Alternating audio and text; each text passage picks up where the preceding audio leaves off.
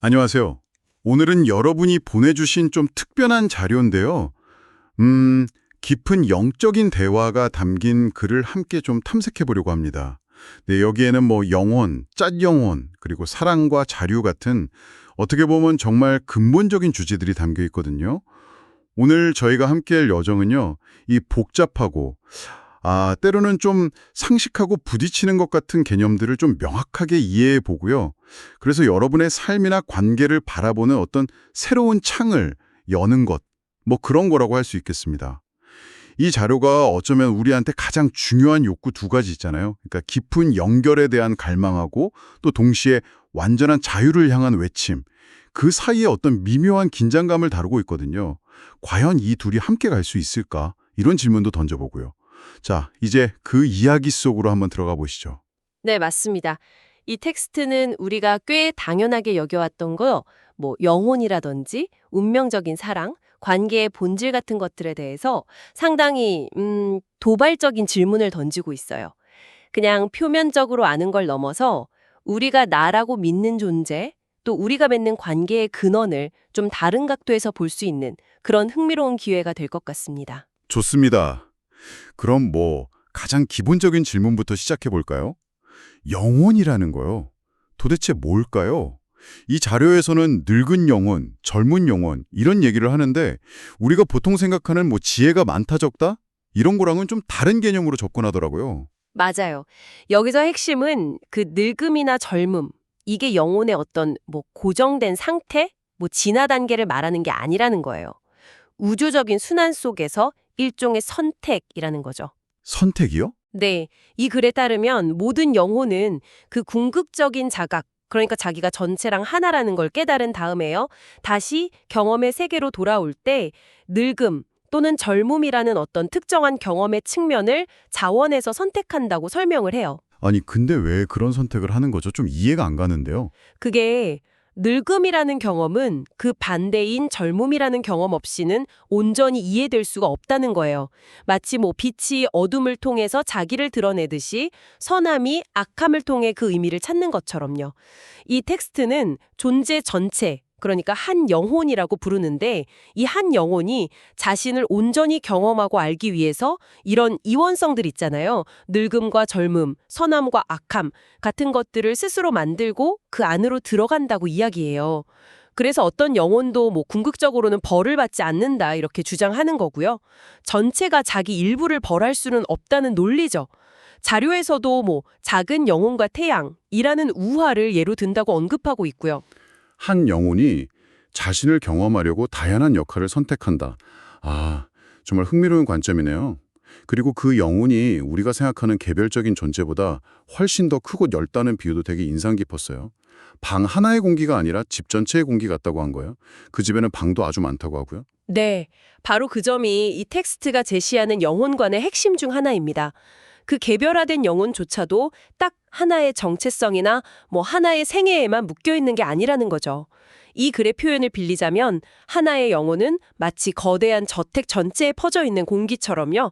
수백 개의 다른 물질적인 형상들 위에도 있고 안에도 있고 또 그것들을 통과하면서 동시에 존재할 수 있는 그런 광대한 의식체라는 겁니다. 그 집 전체의 공기라는 비유 진짜 흥미로운데요. 그럼 그 집 안에 있는 방들은 서로 완전히 이렇게 딱 분리된 건가요? 아니면 뭐 공기가 통하듯이 연결되어 있다고 봐야 할까요? 특히 동시에 존재한다는 개념은 우리의 그 직선적인 시간관념으로는 좀 받아들이기가 쉽지가 않은데요? 아, 그거 아주 좋은 질문이세요. 그 방들은 분리되어 있으면서도 당연히 연결되어 있다고 봐야겠죠. 같은 집 안에 있으니까요. 그리고 동시에라는 개념, 솔직히 저도 처음 들었을 때 머리가 좀 복잡해지더라고요. 우리 경험하고는 너무 다르잖아요. 이 자료는 우리가 경험하는 시간이라는 게 사실은 존재하지 않는다고 주장해요. 단지 우리가 현실을 순서대로 경험하고 이해하도록 돕는 도구일 뿐이라는 거죠. 실제로는 모든 것이 영원한 지금, 나오라는 이 순간에 다 일어나고 있다는 거예요. 그러니까 하나의 영혼이 감싸고 있는 그 수백 개의 형상 중에 일부는 지금 이 순간 지구에서 살아가고 있고 다른 일부는 우리가 과거라고 부르는 시대에 존재했던 형상이고 또 다른 일부는 우리가 미래라고 부를 시점의 형상일 수도 있다는 설명입니다. 이 모든 다른 삶들이 실제로는 그 영원한 현재 속에서 동시에 정말 동시에 펼쳐지고 있다는 거죠. 와, 진짜 이건 사고의 틀을 확 넓혀야 하는 이야기네요. 그럼 이 관점에서 보면 우리가 흔히 운명의 반쪽 이렇게 부르는 짝영원 개념은 어떻게 봐야 할까요? 이 자료는 우리가 아는 거랑은 상당히 다르다고 하던데요. 네, 맞아요. 우리가 보통 로맨틱하게 생각하는 거 있잖아요. 나의 유일한 다른 반쪽. 이런 개념과는 좀 거리가 멀어요. 이 텍스트가 제시하는 가장 큰 인식 전환 중 하나가 바로 이 짝영원 개념인데요. 운명의 단 한 사람이 아니라 오히려 아까 말씀드린 집 전체의 공기, 그러니까 하나의 거대한 영혼이 품고 있는 수백 개의 다른 형상들, 다른 방해의 공기들이죠. 그게 짝영원에 더 가깝다고 말합니다.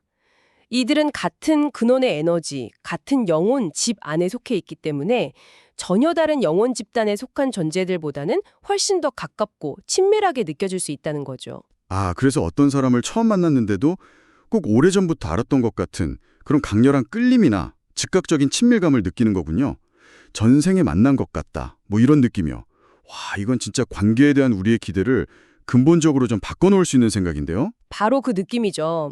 이 글에 따르면 그런 존재랑 마주칠 때 우리는 즉각적인 유대감을 느끼고 와, 우린 분명 전생을 함께 보냈을 거야 이렇게 외칠 수 있다는 거예요. 그리고 그 말이 문자 그대로 사실일 수도 있다고 해요. 과거 어느 시점에 같은 몸을 공유했을 수도 있고요.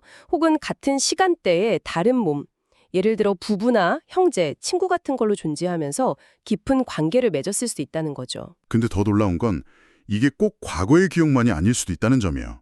말씀하신 대로 모든 게 지금 일어난다면 아직 물질적으로 현실화되지 않은 미래의 연결을 미리 감지하거나 기억하는 것일 수도 있다는 거잖아요. 네, 정확히 그 지점입니다. 모든 가능성이 동시에 존재하니까 우리는 미래의 경험에서 오는 연결의 진동을 현재에서 느낄 수도 있다는 설명이죠. 이게 왜 어떤 경우에는 한 사람만 되게 강렬한 연결감을 느끼고 상대방은 전혀 그렇지 못할 수 있는지 이걸 설명해 줄 수도 있어요. 사람마다 이런 미묘한 에너지 진동에 대한 민감도가 다르기 때문이죠. 또 그 연결의 종류에 따라서도 느낌의 강도가 다를 수 있다고 해요. 예를 들어서 과거든 미래든 같은 몸을 공유했던 영혼의 다른 측면, 그러니까 다른 방의 공기지만 아주 가까운 그런 존재를 만났다면 훨씬 더 강렬하고 운명적인 느낌을 받을 수 있겠죠. 반면에 같은 시간대에 다른 몸으로 존재했던 경우라면 그보다는 덜하겠지만 여전히 깊은 유대감을 느낄 수 있다는 설명입니다. 아, 그렇다면 왜 역사 속 유명인들, 예를 들어 잔다르크나 클레오파트라였다고 주장하는 사람들이 여러 명 나타나는 현상도 이 관점에서는 설명이 가능해지네요. 그들이 모두 잔다르크나 클레오파트라라는 특정한 경험을 했던 그 거대한 영혼집에 속해 있고 각자 그 영혼의 다른 측면이나 기억의 파편을 강하게 느끼는 것일 수 있겠군요. 와, 이건 정말 불가능은 없다는 생각을 하게 만드는데요. 자료에서 언급된 것처럼 우리가 에이, 그건 불가능해 라고 말하는 순간 그건 단지 우리가 아직 이해하지 못하는 무언가가 있다는 증거일 뿐이라는 말이 진짜 실감나네요. 그렇죠.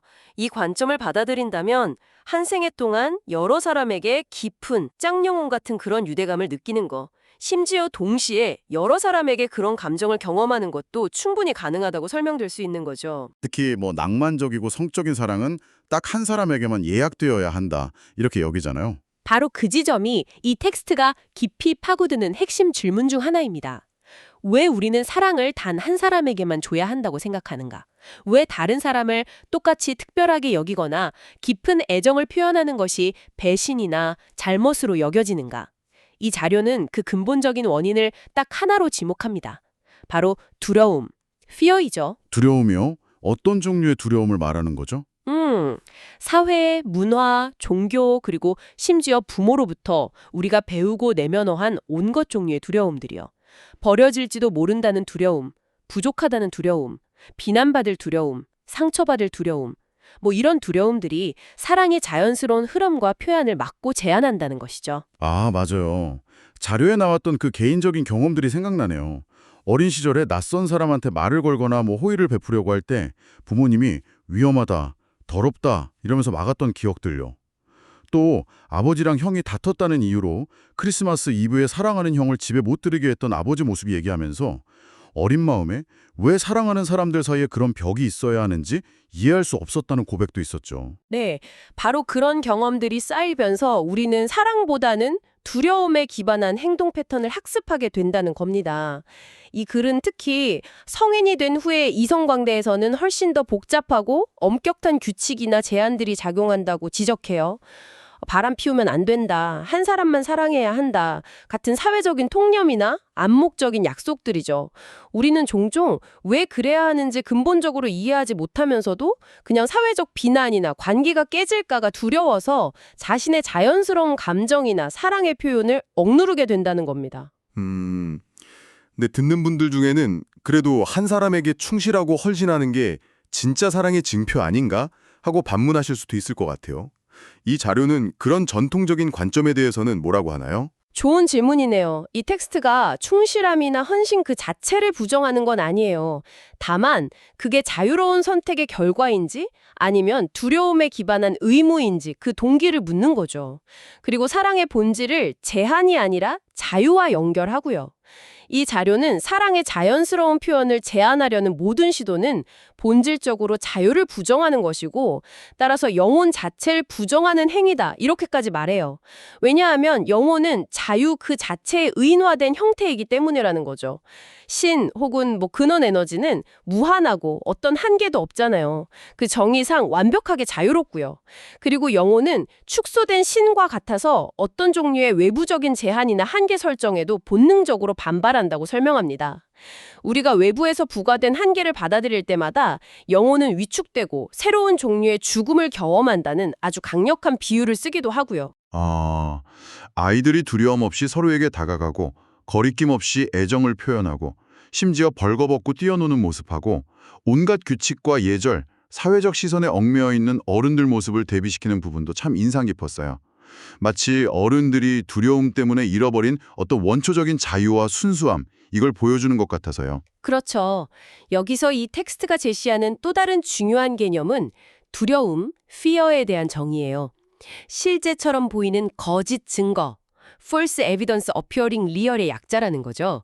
즉, 두려움은 실체가 있는 게 아니라 우리가 사랑이 뭔지 체험적으로 알기 위해서 스스로 만들어낸 환상이자 사랑의 대립물이라는 설명입니다.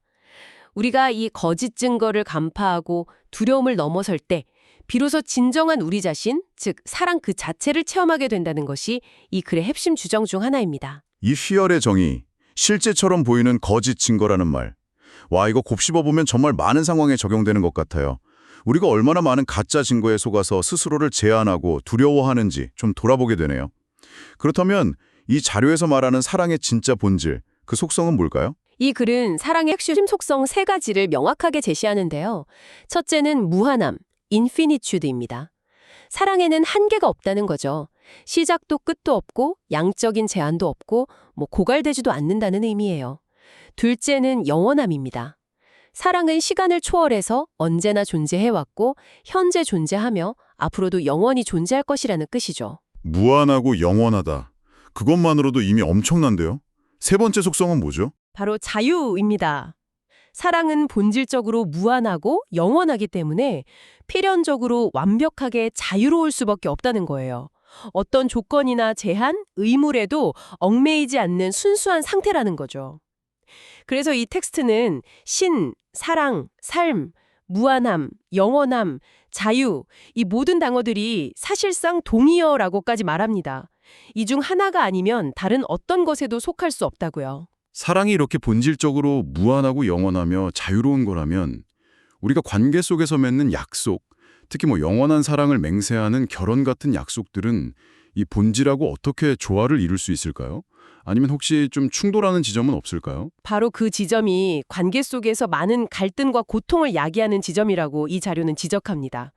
결혼이라는 제도 자체는 어쩌면 사랑의 영원성을 현실에서 구현하려는 인간적인 시도일 수 있지만 종종 그 과정에서 사랑의 또 다른 본질인 무한함과 자유를 간과하거나 제한하게 된다는 것이죠.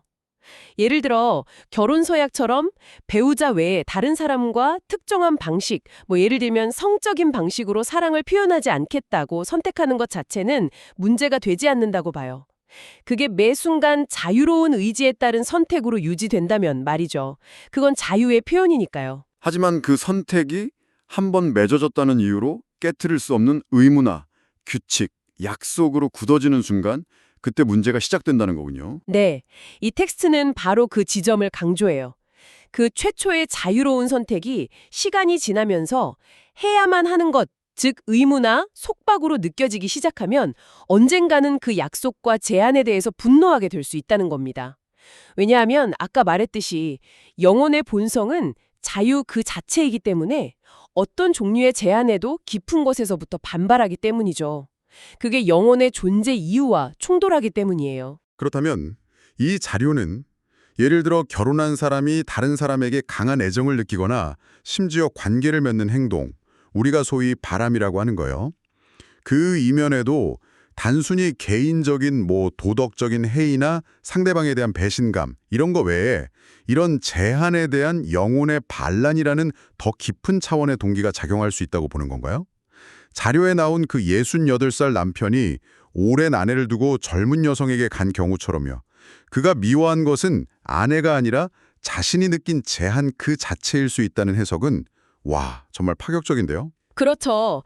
이 자료에서는 이런 행동을 단순히 개인적인 실패나 욕망의 문제로만 보지 않고 자유를 갈망하는 영혼의 외침이라는 굉장히 다른 해석의 틀을 제공하는 거죠. 물론 이게 모든 불륜이나 관계 파탄을 정당화하거나 설명하는 유일한 관점이라고 주장하는 건 절대 아니고요. 다만 관계의 어려움과 인간 행동의 복잡성을 이해하는 또 다른 창을 제공하는 겁니다. 중요한 것은 우리가 소위 자유결혼 같은 형태를 추구해야 하는가, 이런 특정 행동 양식에 대한 찬반 논쟁이 아니라는 점이에요. 이 텍스트가 궁극적으로 던지는 질문은 훨씬 더 근본적입니다. 결혼 혹은 어떤 관계든 이 경험과 관련해서 나는 누구이고 우리는 누구인가? 나는 자기 규정의 질문으로 돌아가야 한다는 거죠. 그리고 그 답은 결국 삶 전체에 대한 더 큰 질문, 즉 나는 누구이고 궁극적으로 누가 되기를 선택하는가? 라는 질문에 대한 답 속에서 찾아야 한다. 이렇게 말하는군요. 맞습니다. 결국 모든 답은 나는 사랑이다라는 가장 근본적인 진실로 귀결될 수 있지만 이 텍스트의 화자 역시 그것만으로는 너무 추상적이고 광범위해서 현실의 복잡한 문제에 적용하기 어렵다는 점을 인정해요. 그래서 다시 한번 사랑의 구체적인 속성들, 즉 무한함, 영원함, 그리고 특히 자유를 상기시키는 것이죠. 사랑의 표현은 누중이처럼 각기 다르고 독특해서 복제될 수 없다는 비유도 다시 떠오르네요. 그래서 두 사람을 똑같은 방식으로 사랑할 수도 없고 그럴 필요도 없다는 말이군요. 네, 따라서 이 관점에서 볼 때 관계에서의 진정한 약속은 한 번 맺으면 영원히 지켜야 하는 의무가 아니라 순간순간 내려지는 자유로운 공표 디클레레이션이 되어야 한다고 말합니다. 즉, 나는 지금 이 순간 당신과 이런 방식으로 함께하기를 자유롭게 선택한다는 것을 계속해서 스스로에게 그리고 상대방에게 선언하는 거죠. 이 텍스트가 궁극적으로 신성하다고 여기는 유일한 약속은 자신의 가장 깊은 진실을 말하고 그 진실에 따라 사는 것뿐이에요. 그 외의 모든 약속, 특히 다른 이와의 관계에서 자유를 제한하는 약속은 본질적으로 자유의 몰수이기 때문에 결코 신성할 수 없다고까지 단언합니다. 자유는 우리 자신의 본질이기 때문에 자유를 포기하는 것은 자기 자신을 포기하는 것이고 그것이야말로 신성모독이다. 이렇게 매우 강한 어조로 이야기하고 있습니다.